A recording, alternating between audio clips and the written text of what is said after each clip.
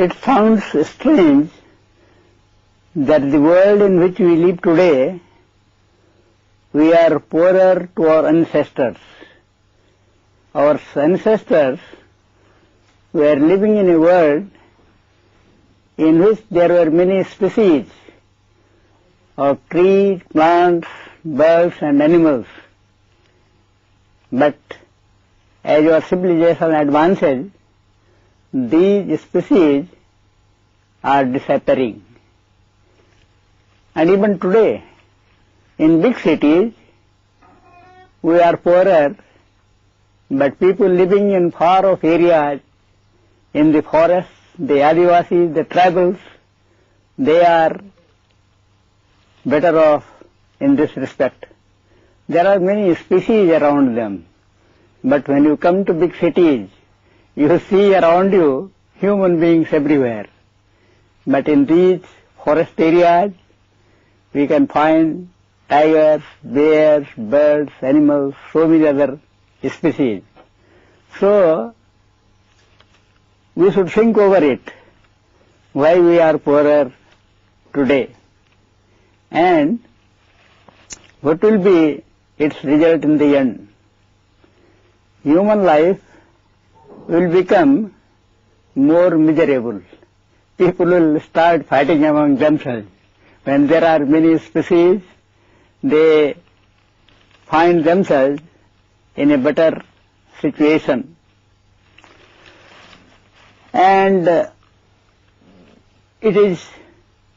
condition is more serious in areas where people boast themselves to be most civilized. Because in those areas, we have converted nature into capital.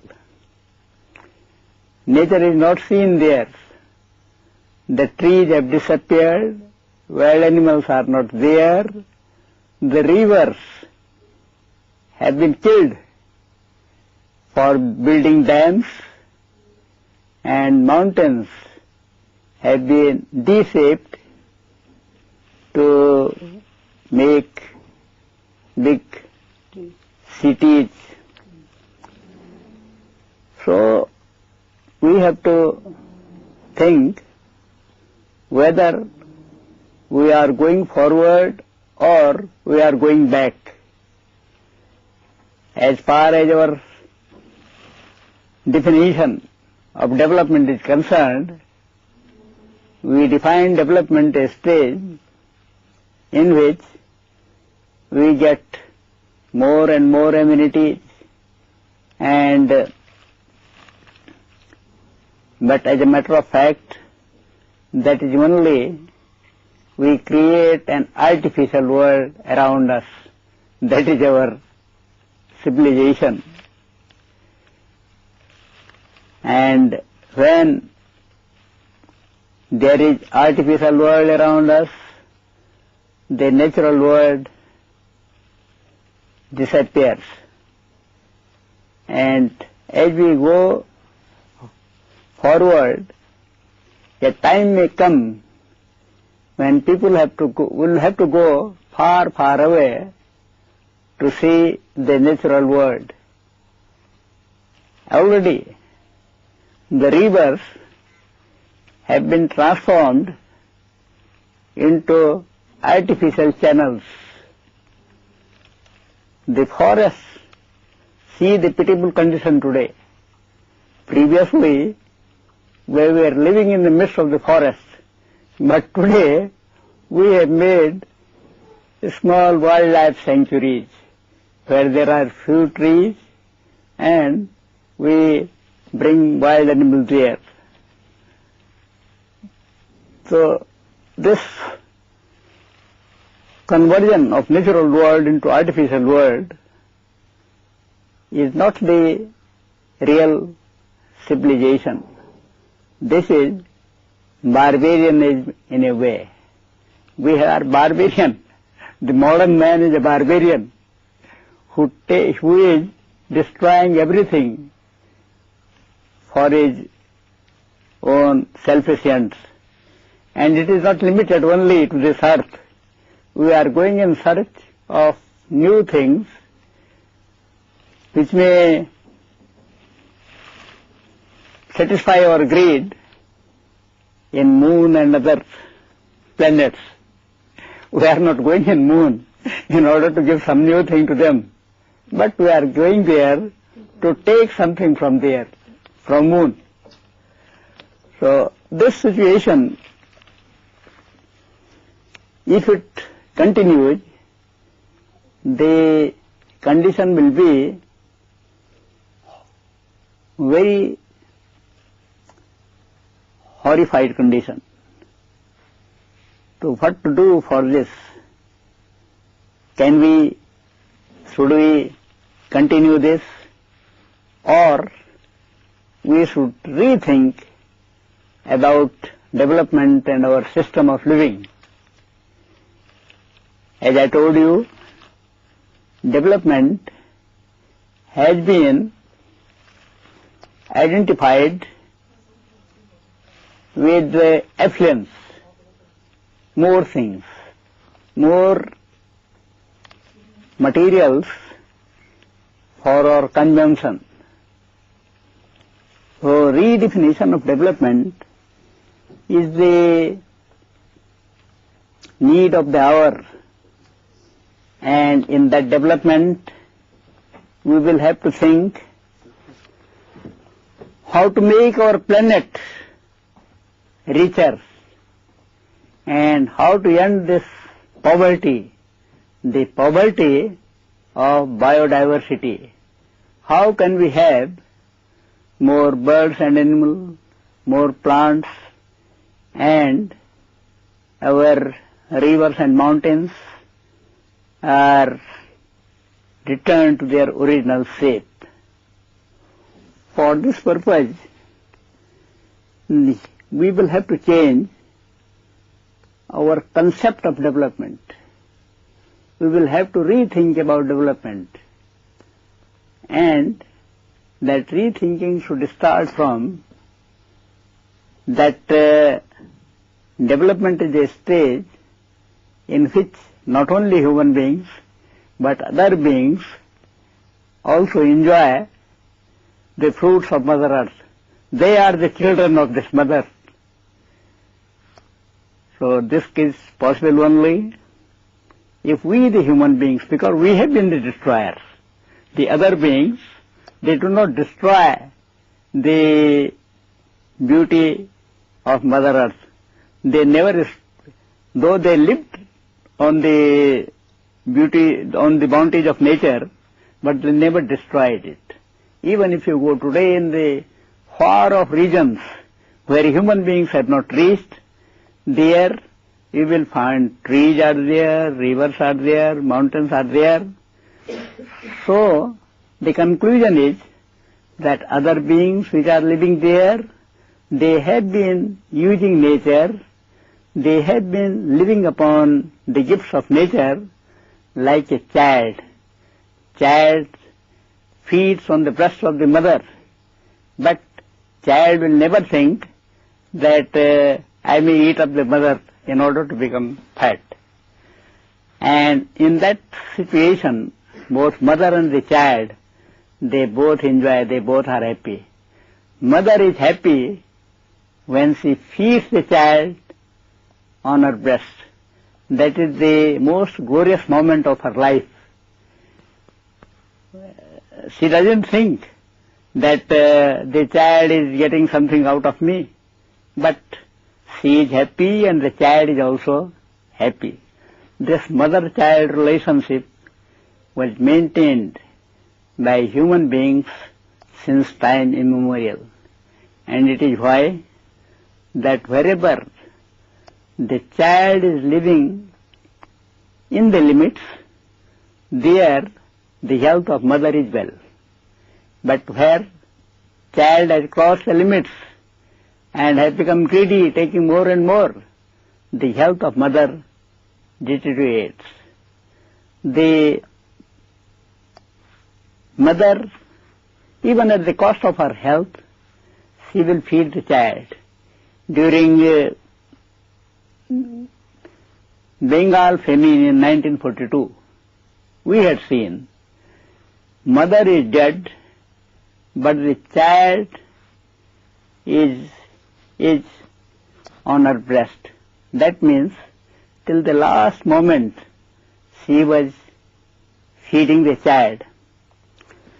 So this relationship, revival of this relationship and bringing mother to the good health should be the real objective of our development. And that society should be regarded as a civilized society in which child and mother both are happy and both are enjoying good health. How can we bring it today? We can back with today. This is possible only if we take from the nature in order to fulfill our needs. Gandhiji has said, nature has enough to fulfill our needs, but nothing to satisfy the greed of anybody. If you are greedy, all the wealth of nature is not enough to satisfy your greed. So this difference between need and greed should be made. And this is a question for heart searching. I say heart searching because unfortunately this greed has been ignored and we say only, oh, we are going forward. This is one thing to be realized by the new generation especially, because we have borrowed this earth from our ancestors. We inherited it from our ancestors, and this is the property of our children. If we think in this way, then we will make a judicious use of the resources of this earth. We will not exploit it. Today, we simply say, oh, exploitation of natural resources. Exploitation means destruction. So this psychology of exploitation should be changed. And when this psychology of exploitation is changed, then the care for other species comes. And I will say in short that there should be caring and sharing. Caring for the resources and sharing these resources with other species. And that is the real way of enjoying life and being a good son, a good child of the mother. This is not a local question. This is the question of our whole universe. And as I say, that whatever is left today, that is only in the tribal areas, far off areas, in the remote areas, and all living in big cities, those who boast to be civilized, they have to think about it, whether we are really civilized or they are really civilized. I know I come from a mountain area, and rivers emerge from the mountain areas, and rivers emerge from the forests. Forests are the mothers of the rivers, and today the forests are disappearing. Forests give us three things in order to survive. The first product of forest is oxygen, because oxygen is something which we do not see, but without oxygen we cannot survive more than 5 minutes. And whatever oxygen we have today, that comes from the forest. The cities about which we boast so much are producing carbon dioxide, which takes away our life. And these forests are also acting as the sinks of carbon dioxide. How great these trees are,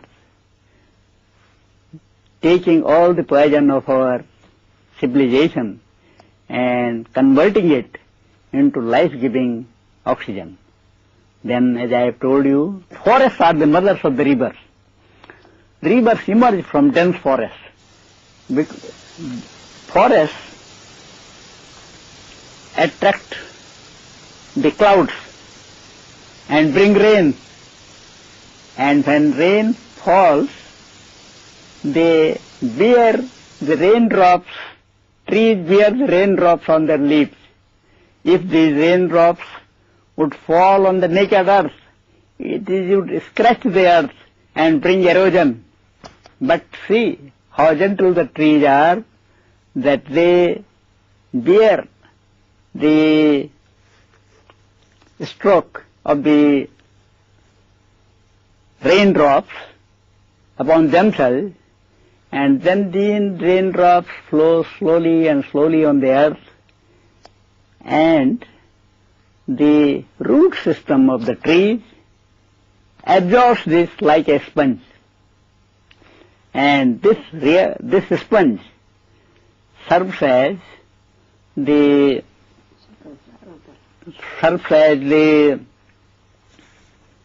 absorber of the water, absorption of water. And not only absorbs the water, they also purify the water. Purification of water is the most important thing. When this rain drops fall on the naked earth, naked soil, then there is soil erosion and all sorts of poison on the earth. Especially today what we are doing, we are making our soils poisonous by chemical fertilizers and pesticides. And when water falls on these, it flows with into our rivers and makes them poisonous. But here, where there are trees absorb all the poison and they purify the water. And if you go in a watershed where there are trees, the streams coming out from those watersheds are very clean. But if you go in a watershed where there are no trees, the streams are flowing with the mud, and I call it the blood and flesh of Mother Earth. This soil, topsoil, is the flesh of Mother Earth. So this is the question of our survival. Sometimes people say, oh, trees for timber. But timber is the dead product of the tree. I say, trees for survival, forests for survival. And this is a big question mark on our materialistic civilization, that the forests are disappearing. So, dear friends, this is not a thing to be known by a lecture or by reading a book, but you have to see for yourself. You have to find out time to go in the forest and see for yourself, then you will understand it better. And for that, you should have inquisitiveness, urge to know something. I had this urge. I would slip out from my home during the holidays and go on foot marches to far-off areas in order to know more and more things. And this, later on, when I became quite independent, I took up long foot marches. And the longest foot march was from Kashmir to Kohima, the whole Himalaya, 4,870 kilometers. And it was a great pleasure to me, meeting new people, seeing new sights, crossing new rivers. So this is, the real education comes by seeing from your own eyes and by having experiences. And this was the system in our society. The great teachers of humankind, they walked from one corner of the country. So seeing with your eyes and experiencing yourself is the real education. and you are in a stage where you have to gather many things, not only information but experiences which will serve you in your life later on. And I will tell you a very interesting शेर that Urdu poem, सैर कर दुनिया के गाफिल जिंदगानी फिर कहाँ, जिंदगानी कर रही तो नौजवानी फिर कहाँ. Oh, you go around the whole world during your young age, because you will, even if you are living, you will have no strength to move about. So it is only in this young age that you have to move about, you have to go around. And whatever great works the great men on this earth have done, they did it when they were young. So whatever you have to learn, whatever you have to gather for your future life, this is the right time. And don't lose this time. Make the hay while sun shines. Get whatever you can. So I will advise you, whenever you get time from your schools and colleges, you go in far off areas and don't go there as a tourist, because tourist goes only to enjoy. Go as a student. And a good student is who goes without anything in his pockets. When he has money in his pocket, then he will go to a hotel and then he will enjoy. But when you have nothing, then your hunger will take you to the people and you will make contacts with them and you will learn from them. So the common people are the best teachers.